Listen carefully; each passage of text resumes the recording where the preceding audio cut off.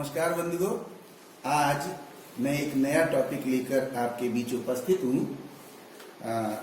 मैंने मुगल काल में आपको बाबर के बाद हुमायूं के बारे में बताया था। तो हुमायूं जब गद्दी पर बैठा 1530 ईस्वी में, तो उसे बहुत सारी समस्याओं का सामना करना पड़ा था। इस पर मैंने जो वीडियो बनाया था पार्ट 1, वो आप तक पहुंच चुका है। आज हम दूसरे वीडियो के माध्यम से जो आपके लिए विशेष सामग्री लाए हैं, उसका जो टाइटल है हमारा आज का, वो है हुमायूं का पराक्रम, पराभव एवं पलायन। मतलब 3 भागों में हमने हुमायूं के कार्यों को बांटा है और उसके माध्यम से हम आप तक ये बात पहुंचाएंगे कि किस तरीके से उसने इन तीनों कामों में अपनी भूमिका अदा की थी। तो आइए वीडियो शुरू करते हैं। इससे पहले कि वीडियो शुरू करें, यदि आपने अभी तक हमारा चैनल सब्सक्राइब नहीं किया है तो जरूर सब्सक्राइब कर लीजिए, क्योंकि लगातार आपके पास इतिहास की विशेष सामग्री आती रहेगी, तो आपका अध्ययन निरंतर जारी रहेगा। चलिए वीडियो शुरू करते हैं। तो यहाँ पर देख रहे हैं बोर्ड पर लिखा हुआ है हुमायूं का पराक्रम, पराभव एवं पलायन। तीनों शब्दों का मतलब आप समझ रहे होंगे। पराक्रम का मतलब है कि उसने अपने साहस और वीरता से किस तरीके से युद्धों में विजय प्राप्त की, पराक्रम का तात्पर्य है। पराभव का तात्पर्य है कि किस तरीके से वो युद्धों में पराजित हुआ, और पलायन का मतलब है कि वो किस तरीके से देश को छोड़कर भाग गया। तो अब बिल्कुल स्पष्ट हो गया होगा कि जिन 3 बिंदुओं पर हम बात करेंगे। तो सबसे पहले बात करते हैं पराक्रम की। तो हुमायूं दूसरा मुगल शासक था जिसने मुगल साम्राज्य की स्थापना के बाद ये कोशिश की कि पूरे क्षेत्र में शांति स्थापित करे और व्यवस्था को और अच्छा बना सके।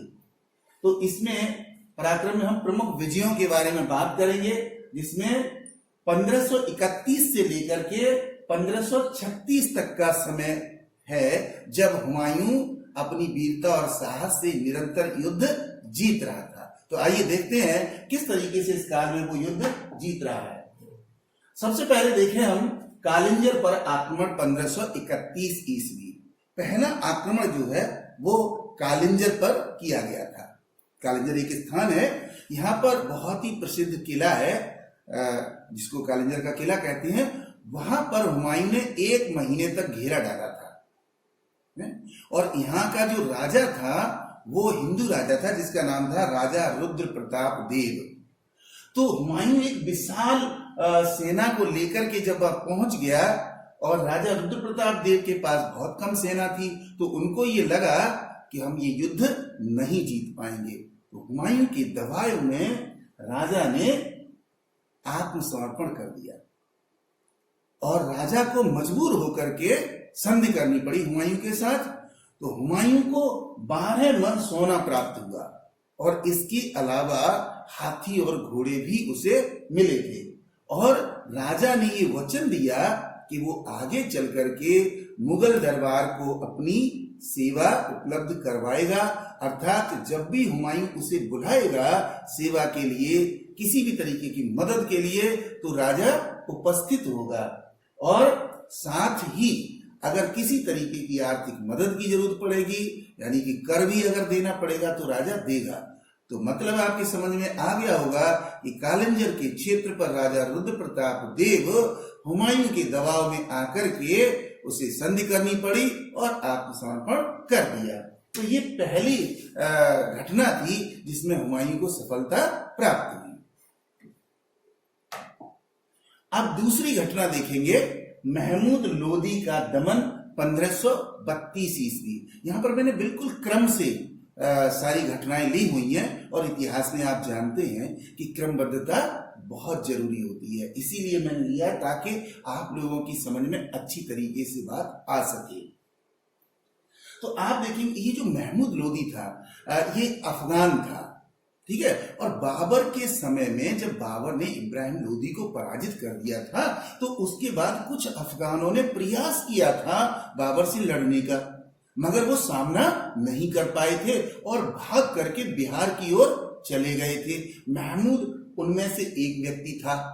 ठीक है। लेकिन जब बाबर खत्म हो गया तो उसका साहस बढ़ गया, है ना, साहस बढ़ गया तो उसने क्या काम कर दिया, हस्तक्षेप शुरू कर दिया इस क्षेत्र के अंदर। तो हुमायूं आगरा से पूरब की ओर चला। हुमायूं आगरा में था उस समय। जब उसने सुना कि महमूद लोदी जो है वो मुगल क्षेत्र के अंदर प्रवेश करने की कोशिश कर रहा है, तो वो वहां से चल पड़ा। अब इसके बाद क्या हुआ कि महमूद तो बिहार से इधर की ओर चला मुगल क्षेत्र की तरफ, और उधर हुमायूं अपनी राजधानी से उधर की ओर बढ़ा महमूद की तरफ। दोनों जो है 15 अगस्त 1532 ईस्वी में दोनों दोराहा नामक स्थान पर इकट्ठे हुए और वहां पर भयंकर युद्ध हुआ दोनों के बीच में। इस युद्ध में क्या हुआ, महमूद लोदी जो था वो पराजित हो गया। यहां पर लिखा हुआ अफगान पराजित हो गए, यानी महमूद लोदी और उसके साथ में जितने मदद करने वाले उसके समूह के लोग थे वो सभी पराजित हो गए और वो फिर से बिहार की तरफ भाग गया, यानी जिधर से आया था उधर को ही वापस भाग गया। और वो मुगल क्षेत्र पर कब्जा करने का जो उसका उद्देश्य था उसको पूरा नहीं कर पाया। तो इस तरीके से यहां पर भी देखें कि हुमायूं को सफलता मिल गई महमूद लोदी को भगाने में।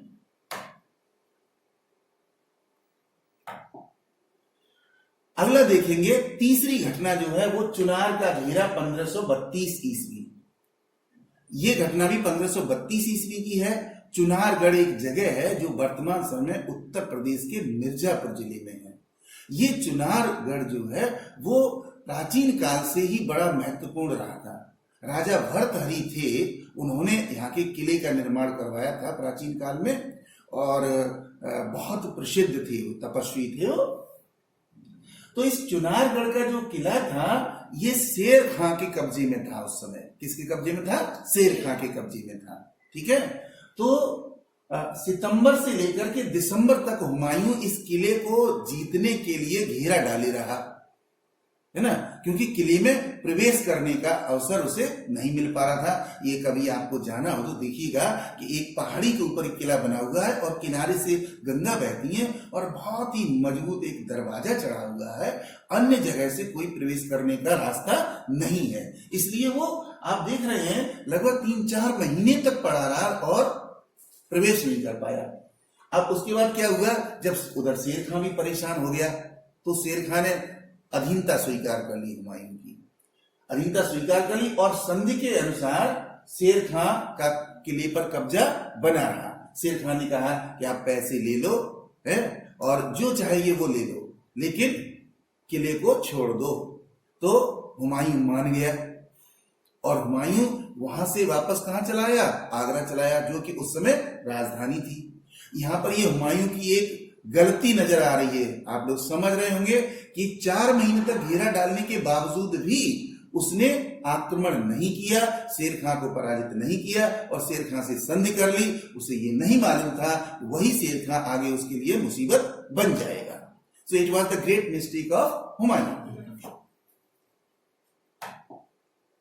अब अगली बात देखें, मिर्जाओं का दमन 1534 ईस्वी।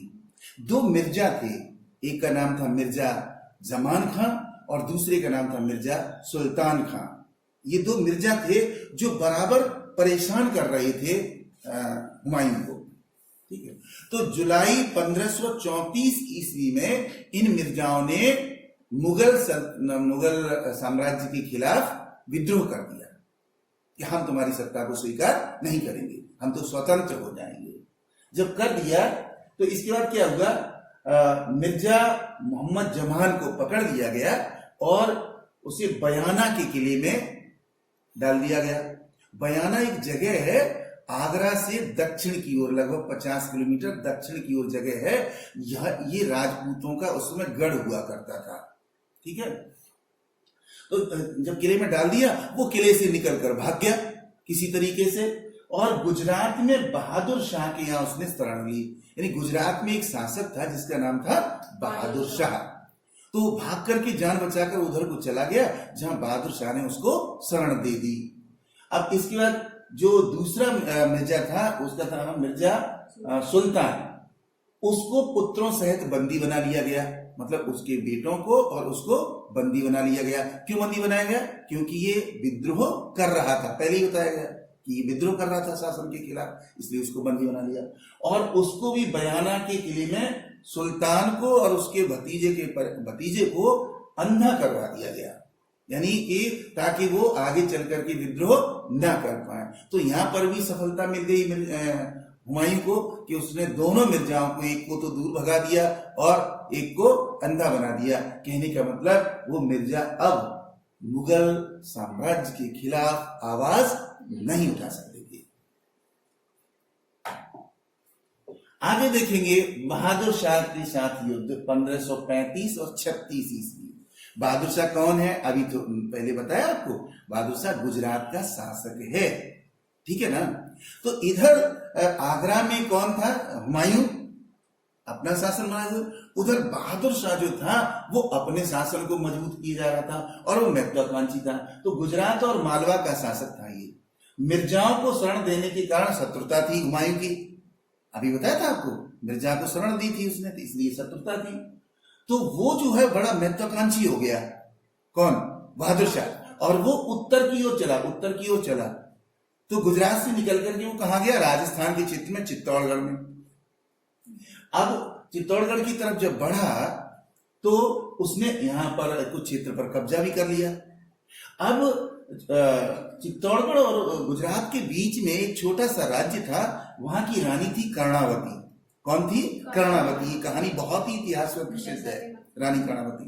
तो जब बहादुर शाह उधर को बढ़ा तो रानी कर्णावती को ये लगा कि वो अपने राज्य की रक्षा नहीं कर पाएगी, लिहाजा उसने हुमायूं से मदद मांगी है। तो रानी कर्णावती क्या करती है? राखी भेजती है। ये घटना बहुत ही प्रसिद्ध है इतिहास में, ठीक है ना। राखी भेजती है तो हुमायूं उसकी मदद के लिए आगरा से चल पड़ता है। तो उधर बहादुर शाह उधर से चलता है और इधर से हुमायूं चलता है। अब ये दोनों जाकर के मंदसौर नामक स्थान पर मिल जाते हैं, दोनों की सेनाएं, और वहां पर दोनों में युद्ध होता है। जब युद्ध होता है तो बहादुर शाह क्या करता है?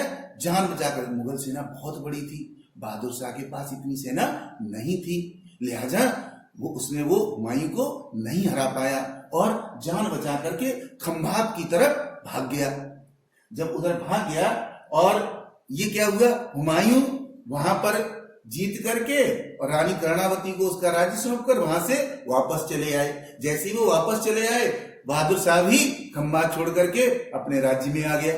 उन्होंने कहा कि अब तो मुसीबत चली गई, तो वो लौट आया और उसने 1536 में फिर से अपना राज्य प्राप्त कर लिया। तो हुमायूं ने जो प्रभाव बनाया था बहादुर शाह जफर के ऊपर, वो ज्यादा समय तक नहीं टिक सका और फिर से उसने राज्य प्राप्त कर लिया।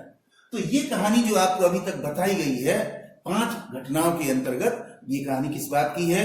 हुमायूं का पराक्रम, यानी वे कौन से युद्ध थे जिनमें हुमायूं को विजयश्री मिली अथवा उसका प्रभाव बढ़ा था। अब देखेंगे आगे की बात। आगे शेर खां से युद्ध एवं हुमायूं का पराभव। तो क्या हुआ कि शेर खां इस समय जो है वो बिहार में है। कहां पर है? बिहार में है। और ये जो हुमायूं है वो भी बिहार में है। तो शेर खां का जो राज्य था वो वर्तमान समय सासाराम जिला है, सासाराम में इसका मकबरा भी बना हुआ है, वो राज्य था, ठीक है। तो हुमायूं उससे और पूर्व की तरफ था। तो हुमायूं को सूचना क्या मिली? इस समय हिंदाल जो उसका भाई था वो आगरा में था, और आपको हम पहले ही बता चुके हैं उसके भाई मदद नहीं कर रहे थे हुमायूं की। हिंदाल ने ये सोचा कि जब तक हुमायूं बाहर है तब तक हम यहाँ पर बन जाते हैं, बादशाह बन जाते हैं। लिहाजा उसने हिंदाल ने विद्रोह कर दिया एक तरीके। तो अब वो उसे बढ़ना पड़ा, किसको? हुमायूं को आगरे की तरफ बढ़ना पड़ा, क्योंकि आगरे में उसे सूचना मिली वहां हिंदाल कुछ गड़बड़ कर रहे हैं। तो वो आगरे की तरफ बढ़ा आगे। इधर शेर खां से उसने कहा कि भैया हमें रास्ता दे दो जाने का, संधि कर लो, क्योंकि पहले भी एक बार संधि हो चुकी थी। लेकिन जो मूर्खता हुमायूं ने की थी वो अब शेर खां करने वाला नहीं था। लिहाजा शेर खां ने कह दिया कि नहीं, हम आपसे कोई भी संदेह नहीं करेंगे, अगर आपको आगे जाना है तो युद्ध करिए। वहीं पर हुमायूं रुक जाता है, रात को रुक जाता है, और शेर खां क्या करता है, रात में ही सेना के ऊपर आक्रमण कर देता है। जहां पर हुमायूं रुका था वो गंगा का किनारा था। लिहाजा क्या होता है कि जब मुगल सेना के ऊपर आक्रमण कर दिया गया रात में, तो मुगल सेना एकदम तितर बितर हो गई। जान बचाने के लिए सब भाग पड़े, कुछ गंगा में घुस गए तो डूब गए। अब हुमायूं बड़ी मुसीबत में था, तो हुमायूं को एक व्यक्ति ने बचाया था। उस व्यक्ति का नाम था निजाम खां। ये एक भिस्ती था, भिस्ती जो चमड़े की मस्क से पानी डाला करते थे पहले। अब तो वो नहीं दिखाई देता है, लेकिन पहले ऐसा होता था। तो भिस्ती ने हुमायूं को अपने मश्क के ऊपर, मश्क में हवा भर के उसके ऊपर बिठाया और गंगा पार करवाई, तो हुमायूं की जान बची। तो इस तरीके से हुमायूं जान बची। और शेर खां ने जो विजय प्राप्त की थी, तो उसने विजय पाने के बाद शेर शाह की उपाधि धारण कर ली। तो अब शेर खां क्या बन गया, शेर शाह बन गया। ठीक है, तो इस तरीके से जो पहले फरीद था वो शेर खां बना, फिर शेर शाह बना।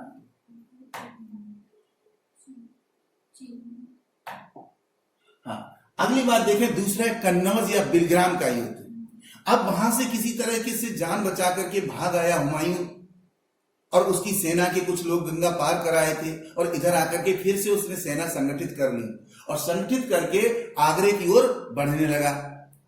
और बढ़ने के बाद कन्नौज जब आया, तो वहां पर उसने अपनी सेना को रोक लिया।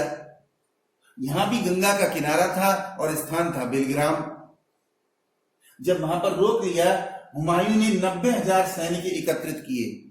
तो बहुत बड़ी सेना है हुमायूं के पास, 90,000 सैनिक है, लेकिन कोई भाई मदद के लिए तैयार नहीं हुआ। उसके जो 3 भाई थे, हिंदाल, अस्करी और कामरान, कोई भी तैयार नहीं हुआ। इसके बाद क्या हुआ, दोनों सेनाओं ने 1 महीने तक वहां पर डेरा डाले रहे, कोई किसी से लड़ा नहीं।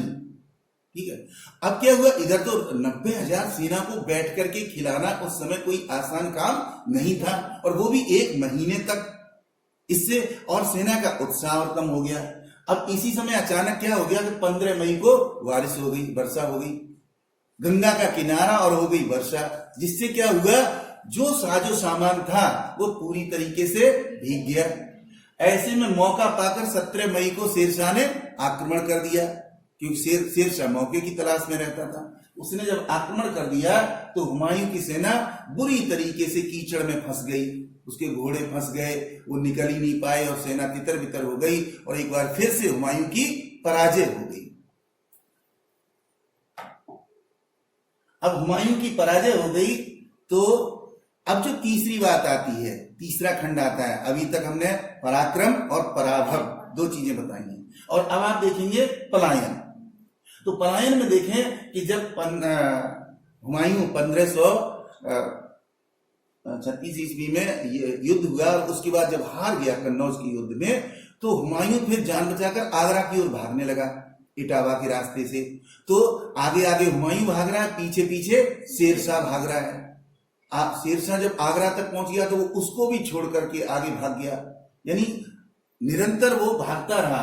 1540 ईस्वी में आगरा की ओर भागा, और उसके बाद शेरशाह बराबर पीछा करता रहा उसका, हुमायूं आगे भागता रहा। इसी समय 1543 ईस्वी में भागते हुए गुजरात में जाकर के फिर इसको थोड़ी मदद मिली, और वहां पर अमरकंटक नामक जगह पर जलाल का जन्म हुआ था। ये वही जलाल था जो बाद में अकबर बनता है।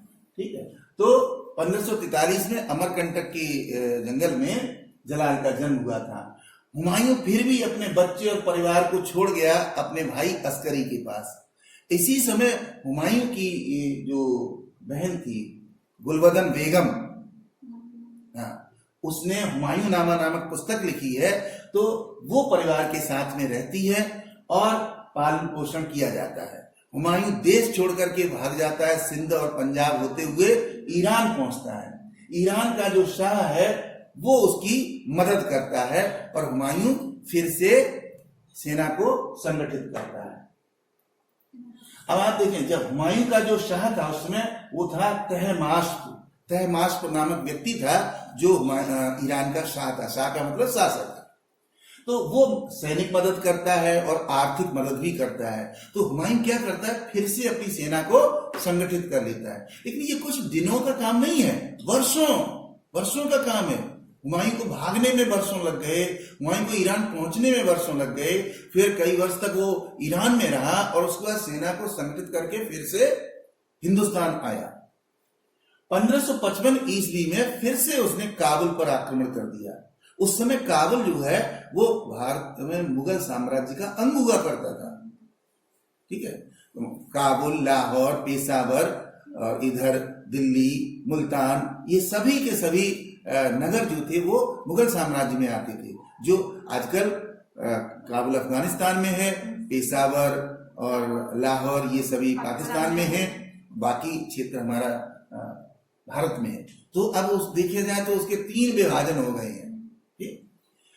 इसके बाद 23 जुलाई 1555 को क्या होता है, काबुल पर जब वो अटैक करता है तो उस समय जो उसके शत्रु होते हैं काबुल में, वो काबुल के किले की दीवार पर अकबर को बिठा देते हैं। वो चाहते हैं कि हुमायूं के हाथों ही अकबर मारा जाए और ये कहानी खत्म हो जाए मुगल साम्राज्य की। लेकिन ऐसा होता नहीं है, क्योंकि एक सैनिक पहचान लेता है कि ये हुमायूं का बेटा है। लिहाजा किले पर जब तोप चलाई जाती है तो उस लड़के को अलग हटा दिया जाता है और किसी तरीके से जलाल बच जाता है। और उसके बाद तोपों से किले पर हमला किया जाता है, दीवारें टूट जाती हैं और हुमायूं किले में प्रवेश कर जाता है। जब प्रवेश कर जाता है तो काबुल से फिर लाहौर, पंजाब होते हुए आगे बढ़ता है, दिल्ली की ओर बढ़ता है और फिर से आगरा आता है और 23 जुलाई 1555 ईस्वी को फिर से हिंदुस्तान की सत्ता प्राप्त कर लेता है। तो इस तरीके से उसका पलायन हुआ, फिर से वापसी हुई और वापसी के बाद फिर से सत्ता प्राप्ति हुई है उसको। और इसके बाद जब सत्ता प्राप्त हो गई, लेकिन उसे समय नहीं मिला, वो फिर से व्यवस्था को नहीं बना पाया और ठीक 6 महीने के बाद उसकी मृत्यु हो जाती है। केवल 6 महीने सत्ता का सुख ले पाता है वो, और 28 जनवरी 1556 ईस्वी को हुमायूं एक पुस्तकालय की सीढ़ियों से जब उतर रहा था तो गिर जाता है और उसके बाद उसकी मृत्यु हो जाती है। और इसके बाद 13 वर्ष का बालक जलाल भारत की गद्दी पर बैठता है एक नए मुगल बादशाह के रूप में, जो आगे चल करके अकबर महान बनता है। तो इस तरीके से आज के वीडियो में हमने चर्चा की है कि हुमायूं ने किस तरीके से अपने पराक्रम से विजय प्राप्त की, किस तरीके से अपनी गलतियों के कारण से वो कुछ युद्धों में पराजित हुआ, कैसे पराभव उसका हुआ और किस तरीके से वो देश को छोड़कर के भाग गया और फिर से उसने सैनिक शक्ति को एकत्रित किया, हिंदुस्तान की सत्ता को फिर से प्राप्त किया, मगर 6 महीने सुख भोगने के बाद किस तरीके से उसकी मृत्यु हो जाती है। तो आज के वीडियो में बस इतना ही। अगर अभी तक आपने सब्सक्राइब नहीं किया है चैनल तो सब्सक्राइब कर लीजिए और लाइक और शेयर कर लीजिए। अगर कोई मन में आपके सवाल उठ रहा है तो कमेंट जरूर कीजिए, ताकि आने वाले वीडियो में हम आपको समुचित जवाब दे सकें। आपने हमारा वीडियो देखा, इसके लिए बहुत बहुत धन्यवाद। Best wishes to all of you. Goodbye, good luck, thank you very much.